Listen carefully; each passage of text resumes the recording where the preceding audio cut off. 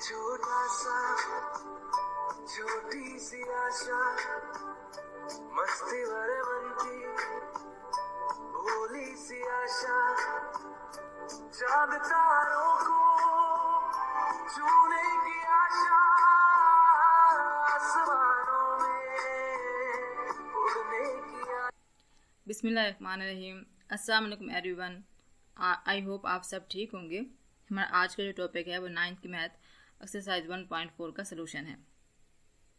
चलिए हम क्वेश्चन को स्टार्ट करते हैं, लेकिन क्वेश्चन स्टार्ट करने से पहले अगर आप लोग मेरे चैनल पे न्यू हैं तो लाइक करें, सब्सक्राइब करें और साथ ही बेल आइकन पे क्लिक कर दें ताकि नई आने वाली हर वीडियो का नोटिफिकेशन आप लोगों को मिलता रहे।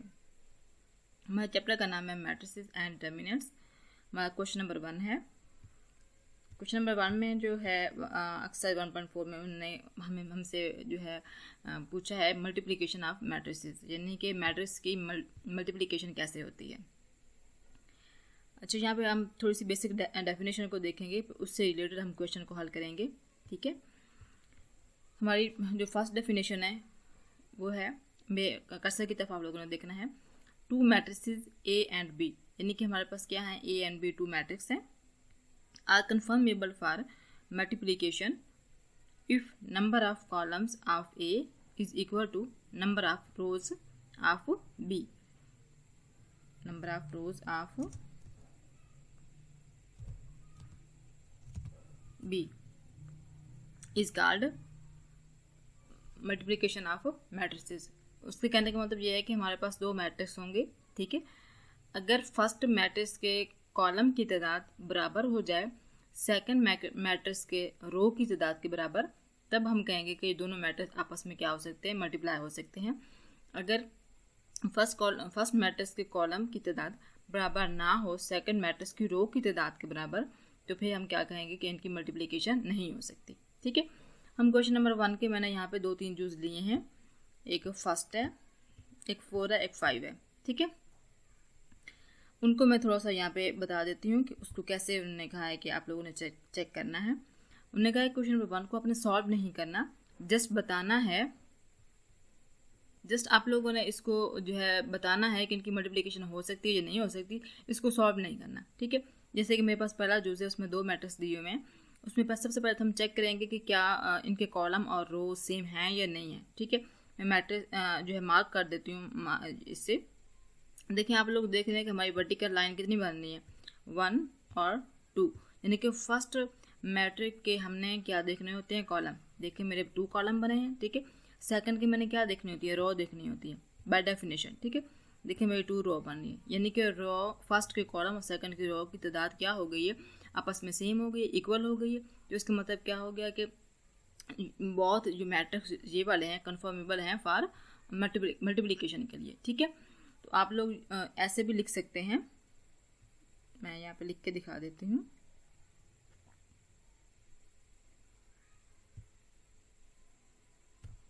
Number of rows, number of column, क्योंकि फर्स्ट के कॉलम होने चाहिए, number of columns is equal to,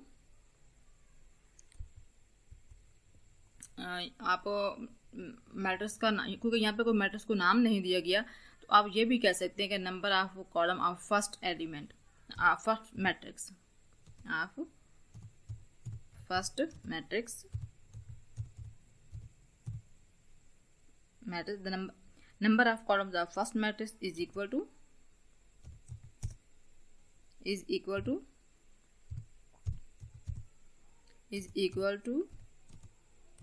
number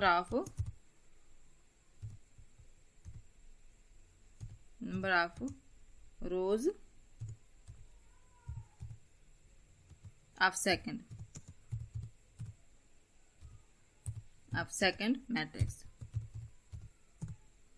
This matrix या दिस, क्योंकि सिंगल तो नहीं, हमारे 2 मैट्रिक्स हैं, तो हम क्या कहेंगे, these matrices are conformable of matrix multiplication के लिए। ठीक है, या आप स्टार्टिंग में भी लिख सकते हैं यहाँ पे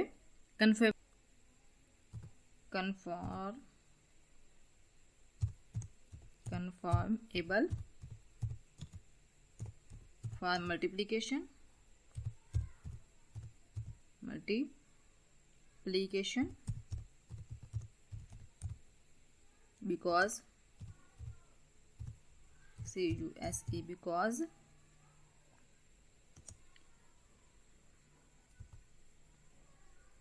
because number of column of first matrix is equal to number of rows of second matrix। ठीक है, तो आप लोगों ने जस्ट ये लिखना है, इसको हल नहीं करना। आप लोग जब जो है इसके रो और कॉलम को चेक कर लेंगे, फर्स्ट जो भी क्वेश्चन जो दिया हुआ है, तो आप लोग नीचे ये लिख देंगे अपने जो है जो भी पेज होगा आप लोगों का कि जो है कन्फर्मेबल फॉर मल्टीप्लिकेशन, यानी कि दोनों मैट्रिक्स क्या हैं, मल्टीप्लिकेशन के लिए कन्फर्मेबल हो गए हैं, because number of column of first matrix equal to number of rows of second matrix. ठीक है, ये स्टेटमेंट आपने जो 2-3 यूज हैं सब में यही स्टेटमेंट आनी है अगर रोज और कॉलम सेम होंगे। ठीक है, अगर सेम नहीं होंगे तो फिर आप क्या लिख देंगे, is not equal to. Statement same यही होगी, सिर्फ ये लिख देंगे इज़ नॉट इक्वल टू। ठीक है, जहाँ पे इक्वल होगा वहाँ नॉट लगा देंगे। अब हम सेकंड का चेक करते हैं, 5 जूस का। देखें, इसमें भी आप लोग देख रहे हैं कि 1, 2 और 3 कॉलम बन रहे हैं। ठीक है, और 3 रोज बन रही है। क्या बन रही है? 3 रोज बन रही है। इसका मतलब क्या है कि number of column is equal to number of rows के। ठीक है, तो हमारी मल्टीप्लिकेशन क्या हो गई, कन्फर्मेबल हो गई, यानी कि मैट्रिक्स दोनों जो है आपस में मल्टीप्लिकेशन हो सकते हैं। अब हम चौथे जो उसको देखते हैं, उसमें भी देखें आप लोग 2 मैट्रिक्स हैं। ठीक है, और 2 ही रोज हैं। क्या है? 2 ही रोज हैं, इनकी सेकंड की रो होनी चाहिए और फर्स्ट के कॉलम होने चाहिए। उसका मतलब क्या होगा कि ये भी मल्टीप्लिकेशन के लिए करेक्ट है, यानी कि इनका आंसर जो है सही है जो हमारी बाय डेफिनेशन के हिसाब से। तो उसका मतलब क्या होगा कि इसके साथ भी यही स्टेटमेंट आएगी जो मैंने यहाँ पे आंसर में लिखी है। ठीक है, अच्छा यहाँ पे मैं एक एग्जांपल दे देती हूँ कि कब जो है वो इक्वल नहीं हो सकते। जैसे कि एग्जांपल मैंने एक मैट्रिक्स बनाया है। ठीक है, मैंने 1 और 2 इनके 2 एलिमेंट्स ले लिए। ठीक है, एक सेकंड मैंने मैट्रिक्स बनाया। ठीक है, ये ज़्यादा भी रो हो सकती हैं, ज़्यादा कॉलम भी हो सकते हैं। ठीक है, 3, 4, 5 और 6। ठीक है, ये मेरे पास एलिमेंट्स हैं। अब देखें, हम चेक कर रहे हैं कि फर्स्ट का 1 कॉलम है और सेकंड के क्या है, 2 रोज हैं। ठीक है, तो इसका मतलब क्या हो गया कि इनकी फर्स्ट कॉलम और सेकंड की रो सेम नहीं हो सकेंगी। तो इसका मतलब क्या हो, ये मल्टीप्लिकेशन के लिए कन्फर्मेबल नहीं है।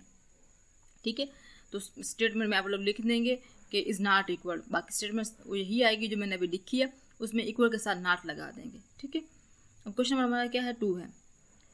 क्वेश्चन नंबर 2 में हम देखते हैं, उसने हमें 2 मैट्रिक्स दे दिए, ए और बी, और उसने कहा है कि आप लोगों ने प्रूव करना है, यानी कि अब आप लोगों ने मल्टीप्लिकेशन करके दिखानी है। वहाँ तो जस्ट हमने उसकी बाय डेफिनेशन के हिसाब से उन्हें बताना था कि क्या ये मैट्रिक्स जो है एक दूसरे के साथ मल्टीप्लिकेशन हो सकते हैं या नहीं हो सकते। लेकिन इस सवाल में, क्वेश्चन नंबर 2 में, आप लोगों ने हल करके दिखाना है कि मल्टीप्लिकेशन होती कैसे है। इसमें भी सबसे पहले आपने क्या करना है, चेक करना है ऑर्डर कि कॉलम फर्स्ट के कितने होने चाहिए, यानी कि फर्स्ट के कॉलम और सेकंड की रो। देखें, फर्स्ट के 2 कॉलम बने हैं और रो मेरी कितनी बन रही है, 2। ठीक है, तो मेरी क्या होगी, मल्टीप्लिकेशन की जो डेफिनेशन थी वो मेरी प्रूव हो गई। ठीक है, इसका मतलब क्या होगा कि मैं मल्टीप्लिकेशन कर सकती हूँ। ठीक है, अब जो है हम मल्टीप्लिकेशन करते हैं। मैं आप लोगों को मल्टीप्लिकेशन करके दिखाती हूँ। इसकी मल्टीप्लिकेशन सेम ऐसे ही होती है जैसे हम प्लस और माइनस करते हो, तो यानी कि पहले एलिमेंट्स को पहले एलिमेंट के साथ, दूसरे एलिमेंट को दूसरे एलिमेंट के साथ। अच्छा, अब आप लोगों ने ये माइंड में रखना है, जैसे कि मेरे पास 3 है, फर्स्ट रो का 3 क्या है, मेरा फर्स्ट रो का है। तो आप लोगों ने मल्टीप्लिकेशन करते हुए ये ऑर्डर चेक करने के बाद आप लोगों ने ये कहना होता है कि जो फर्स्ट हमारी जो है रो है वो किससे मल्टीप्लाई होगी। ये फर्स्ट रो जो ये वाली हमारी है, जहाँ मेरा कर्सर है, फर्स्ट रो फर्स्ट कॉलम से। ठीक है, अगर साथ सेकंड कॉलम भी होता तो सेकंड कॉलम से भी मल्टीप्लाई होती, यानी कि रो जितनी भी बनेगी हमारी फर्स्ट मैट्रिक्स की मल्टीप्लाई करते हुए, वो 1 बाय 1 सारे कॉलम से मल्टीप्लाई होंगी जो सेकंड मैट्रिक्स में दिए हुए होंगे। ठीक है, ये नहीं होगा कि सिर्फ एक ही कॉलम से वो मल्टीप्लाई हो जाएंगी। अगर 2 मैट्रिक्स दिए हुए होंगे तो वो रो दोनों मैट्रिक्स के साथ मल्टीप्लाई होगी। ठीक है, फिर सेकंड रो भी ऐसे ही दोनों मैट्रिक्स के साथ मल्टीप्लाई होगी। लेकिन हमारा तो यहाँ पे 1 दिया हुआ है, इसलिए भी यहाँ पे हम 1 के साथ ही मल्टीप्लाई करेंगे। ठीक है, चलिए मल्टीप्लाई करते हैं। मेरा फर्स्ट एलिमेंट 3 है, बीच में क्या आएगी, मल्टीप्लिकेशन आएगी। ठीक है, यानी कि मल्टीप्लिकेशन का साइन आएगा। उसके बाद हमारे जो है सेकंड मैट्रिक्स का जो कॉलम है उसका फर्स्ट एलिमेंट मेरा हमारा क्या है, 6 है, वो 6 लिखूंगी और बीच में मैं क्या लगाऊंगी, प्लस का साइन लगाऊंगी। ये आप लोगों ने याद रखना है, ये मल्टीप्लिकेशन का रूल है।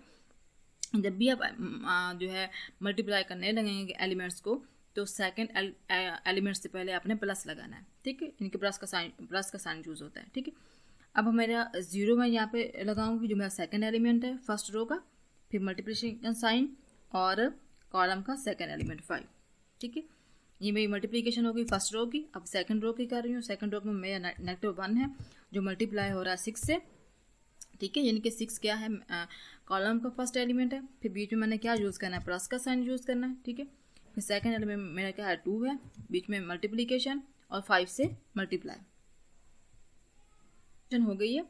अब जो है हम इसको कॉलम में बहस के बहर कॉलम लगा देती हूँ, क्योंकि ज़ाहिर सी बात है हमारा कॉलम है, कॉलम के अंदर मल्टीप्लिकेशन हुई है, इसको कॉलम में कन्वर्ट करूँगी। और अब जो है हम इसका आंसर निकाल लेंगे।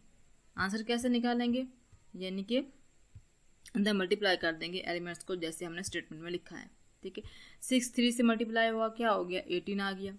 क्या आ गया यहाँ पे, 18 आ गया। और 0 5 से मल्टीप्लाई होगा तो 0 ही आंसर आएगा ना, तो यहाँ पे हम क्या लगा देंगे, 0 लगा देंगे। ठीक है, 6 1 से मल्टीप्लाई हुआ तो 6 है, लेकिन नेगेटिव का, क्योंकि 1 के साथ नेगेटिव है। प्लस 5 जो है 2 से मल्टीप्लाई हुआ तो 10 आ गया। ठीक है, अगेन हमने जो है आगे शॉर्ट करने की कोशिश की। 18 को जब मैंने 0 में ऐड किया तो 18 ही आया। क्या आया, 18 ही आया। ठीक है, ये 18 है। और अब यहाँ पे -6 है, +10 है, बीच में कोई मल्टीप्लिकेशन नहीं, इनके सिंपल वैल्यू है। तो आप लोगों को पता होता है जब सिंपल वैल्यू एक नेगेटिव एक पॉजिटिव हो तो नेगेटिव हो जाते हैं। जिनके 10 में से 6 गया, 4 आया, और पॉजिटिव का, क्योंकि पॉजिटिव की वैल्यू क्या है, ग्रेटर है। तो इसका आंसर हमारा क्या है, 18 और 4 आ गया। इसी तरह आप लोगों ने मल्टीप्लिकेशन करनी है। जब भी आपको कोई भी मैट्रिक्स दिया होगा, किसी भी क्वेश्चन में मैट्रिक्स आप लोगों को दिए हुए होंगे, चाहे उनका कोई नाम दिया हुआ होगा या नाम के बगैर होंगे, और वो कहें कि इनकी मल्टीप्लिकेशन करके दिखाएं, तो यही रूल हर जगह पे अप्लाई होना है। ठीक है, अब जैसे क्वेश्चन नंबर 3 है, क्वेश्चन नंबर 3 में भी उसने आपसे यही कहा है कि इसको हल करके दिखाएं, यानी कि इसकी मल्टीप्लिकेशन करके दिखाएं। ठीक है, तो मल्टीप्लिकेशन में कर रही हूँ, आप लोगों को पता है, आपने पहले ऑर्डर चेक करना है। यानी कि ये देखें, फर्स्ट के मेरे 2 कॉलम बन रहे हैं और सेकंड के भी मेरे 2 रो बन रहे हैं। इसका मतलब मल्टीप्लिकेशन तो हो सकती है। अब मैं फर्स्ट रो ले रही हूँ जो मेरी 1 और 2 है। ठीक है, तो उसका फर्स्ट एलिमेंट मेरा 1 है, उसको मैंने मल्टीप्लाई किया 4 से, यानी कि पहले कॉलम के एलिमेंट से। ठीक है, वो 4 है। फिर बीच में हमने क्या यूज़ करना होता है, प्लस का साइन। ठीक है, इसका सेकंड एलिमेंट क्या है, 2 है, फर्स्ट रो का, जो हमारे फर्स्ट मैट्रिक्स की रो का सेकंड एलिमेंट मेरा 2 है।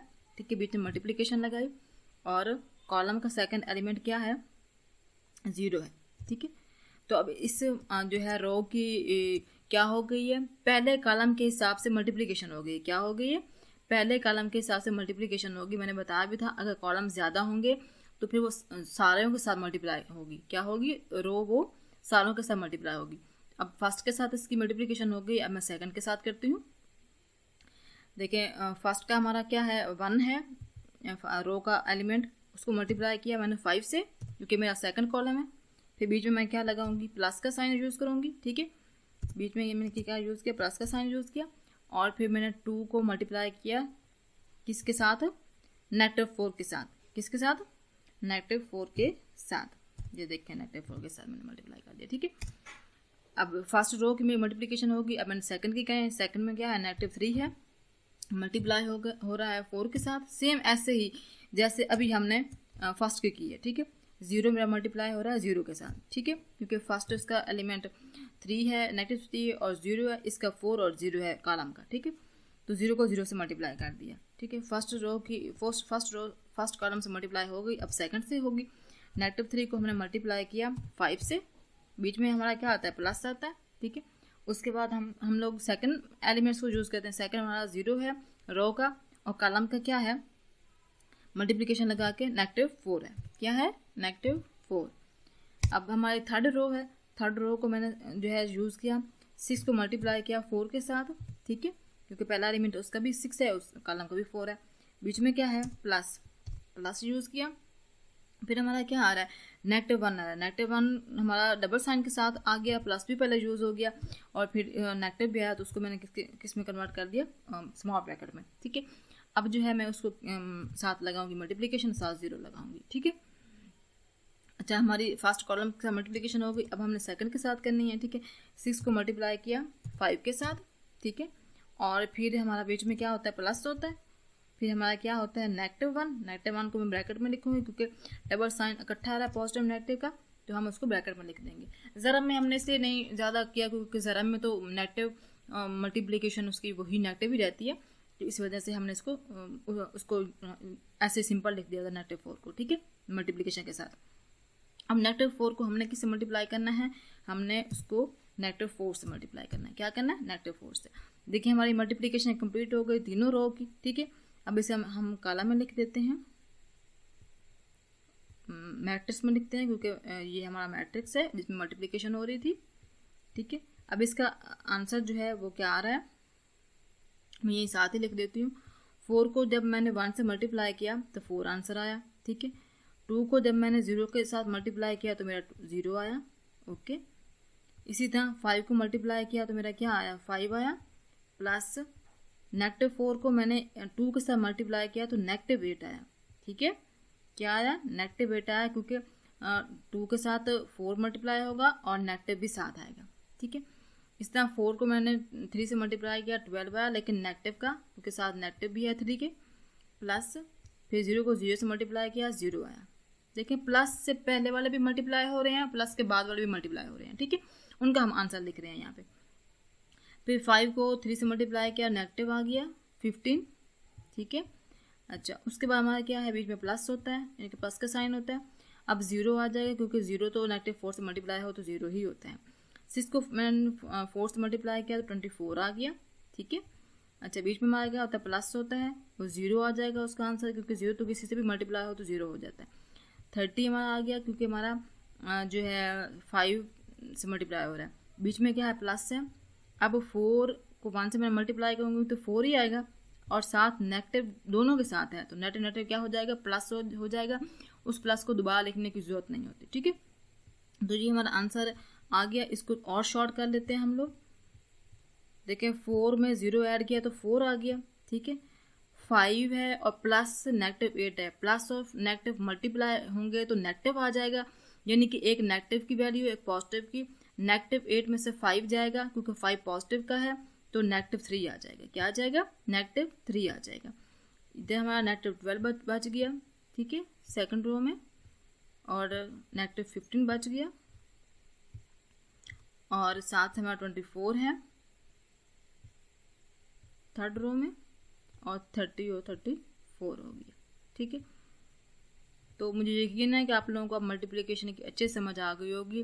Question number 4, question number 5 same ऐसे ही है जैसे मैंने क्वेश्चन नंबर 2 और क्वेश्चन नंबर 3 किया है, जस्ट उसमें मल्टीप्लिकेशन है और left and right side prove करनी है बस, और कुछ भी चेंजिंग नहीं है उसमें। मैं चाह तो रही थी कि मैं साथ ही उनको हल कर दूं, क्वेश्चन नंबर 4 और क्वेश्चन नंबर 5 को, लेकिन इस तरह वीडियो लॉन्ग हो जाएगी, ठीक है। तो आज के लिए इतना ही काफ़ी है। इंशाल्लाह नेक्स्ट वीडियो में जल्दी मिलेंगे। आप लोगों ने प्रैक्टिस करनी है। इसमें आप लोगों के इंपॉर्टेंट क्वेश्चन भी मैंने साथ हल कर दिए हैं। क्वेश्चन नंबर 1 के 3 जो मैंने हल किए हैं फर्स्ट के, वो आपके स्मार्ट सिलेबस के हिसाब से भी हैं, जो गवर्नमेंट ने आप लोगों को स्मार्ट सिलेबस दिया है, ठीक है। और साथ में दूसरे भी क्वेश्चन 2 और 3 भी हल कर दिया ताकि आप लोगों को मल्टीप्लिकेशन की अच्छे से समझ आए, क्योंकि आगे आप लोगों को क्वेश्चन नंबर 4 और क्वेश्चन नंबर 5 में जो जिसमें गवर्नमेंट के भी जो है स्मार्ट सिलेबस के सवाल आ रहे हैं और बाकी भी सवाल होंगे, तो उनमें सिर्फ मल्टीप्लिकेशन ही आप लोगों की आ रही है। तो अगर बेसिक में स्टार्टिंग में आप लोगों को मल्टीप्लिकेशन समझ आएगी तो आप लोग फिर आगे वाले क्वेश्चन को अच्छे से हल कर सकेंगे, ठीक है। कुछ डेफिनेशन है हमारी कम्यूटेटिव लॉ, एसोसिएटिव लॉ, उसको नेक्स्ट क्वेश्चन में मैं जो है एक्सप्लेन करूँगी, क्योंकि उसी से रिलेटेड आगे क्वेश्चन है, ठीक है। तो मैं स्टार्ट में उसको नहीं जो है बताया क्योंकि उससे रिलेटेड अभी क्वेश्चन हल नहीं हो रहे थे। तो आप लोगों ने जो है मेरी वीडियो को सीक्वेंस से वॉच करना है, लाइक करना, सब्सक्राइब करना, दुआ में याद रखना है। अल्लाह हाफिज़।